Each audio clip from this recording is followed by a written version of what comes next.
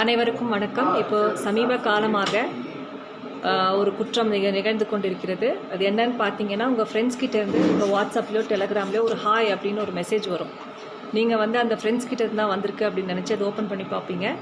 அதுக்கப்புறம் அது கீழே வந்து ஏதாவது ஒரு ஃபோட்டோஸை வந்து இருக்கும், அதை வந்து கிளிக் பண்ணுங்கள். இல்லாட்டி ஏதாவது ஒரு லிங்க் அட்ரஸ் இருக்கும், அதை கிளிக் பண்ணுங்கள். இல்லை லிங்க் கோடு கொடுங்க அப்படின்னு சொல்லி ஏதாவது ஒன்று கேட்டு அந்த ஒரு லிங்க் வந்து உங்களுக்கு வரும்.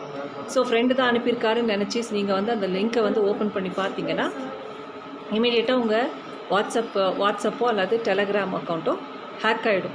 ஹேக் ஆகிட்டு நீங்கள் என்னென்ன கான்டாக்ட்ஸ் வச்சுருக்கீங்களோ அத்தனை கான்டாக்ட்ஸுக்குமே ஹாய் மெசேஜோட இந்த லிங்க் வந்து போயிடும்.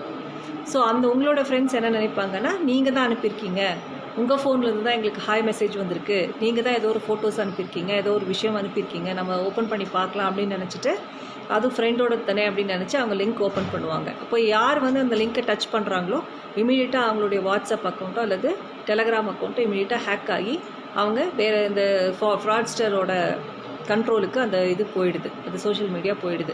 ஸோ அவங்க வந்து நாளைக்கு அந்த அவங்க கண்ட்ரோலுக்கு எடுத்ததுக்கப்புறம் இந்த மாதிரி எனக்கு அர்ஜென்ட், எனக்கு ஏதாவது காசு வேணும், ஏதாவது அமௌண்ட்டு வந்து பே பண்ணுங்கள், இது பண்ணுங்கள் அப்படின்னு சொல்லி மணி லாஸ் ஆகிறதுக்கான சான்சஸ் நிறையா இருக்குது. ஸோ இதுக்கான ரிக்வெஸ்ட்லாம் இப்போ கொடுத்து இதுக்கான இன்வெஸ்டிகேஷன் போயிட்டுருக்கு.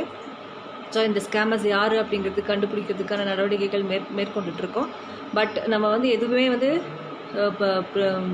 ப்ரிவென்ஷன் இஸ் பெட்டர் தேன் க்யூர்னு சொல்லுவாங்க. ஸோ அந்த யாருன்னு கண்டுபிடிச்சி நம்ம ஏதாவது ஏமாந்து பணம் லாஸ்ட் ஆனதுக்கப்புறம் ஒரு அக்யூஸ்டு தேடி அலையிறதுக்கு பதிலாக நம்ம முன்னாடியே விழிப்புணர்வாக இருந்துட்டால் இந்த ஒரு க்ரைமைவே நம்ம தவிர்த்திட முடியும்.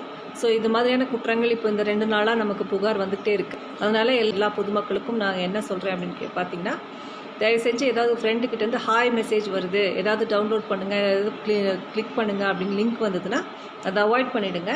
அந்த லிங்க்கை யாருமே நீங்கள் டச் பண்ண வேண்டாம். இந்த மாதிரியான ஒரு க்ரைம் இப்போது சமீபமாக போயிட்டுருக்கு. அதனால் எல்லாருக்குமே இது ஒரு விழிப்புணர்வு. இது வந்து நீங்கள் மட்டும் தெரிஞ்சுட்டு வச்சுட்டு இருக்காதீங்க. இதை பார்த்த உடனே எல்லா உங்கள் நண்பர்கள், உங்களுடைய சொந்தக்காரங்க, அக்கம் பக்கம் எல்லாருக்குமே தெரிவிங்க. இந்த நீங்கள் ஒன்ஸ் நீங்கள் தொட்டாச்சுன்னா உங்கள் ஹேக் ஆகிடுச்சுன்னா உங்கள் அத்தனை ஃப்ரெண்ட்ஸுக்குமே அந்த ஹாய் மெசேஜ் போயிடும். அப்போ எல்லாருமே நீங்கள் தான் அந்த மெசேஜ் அனுப்பியிருக்கீங்கன்னு நினச்சி அது ஓப்பன் பண்ணிடுவாங்க.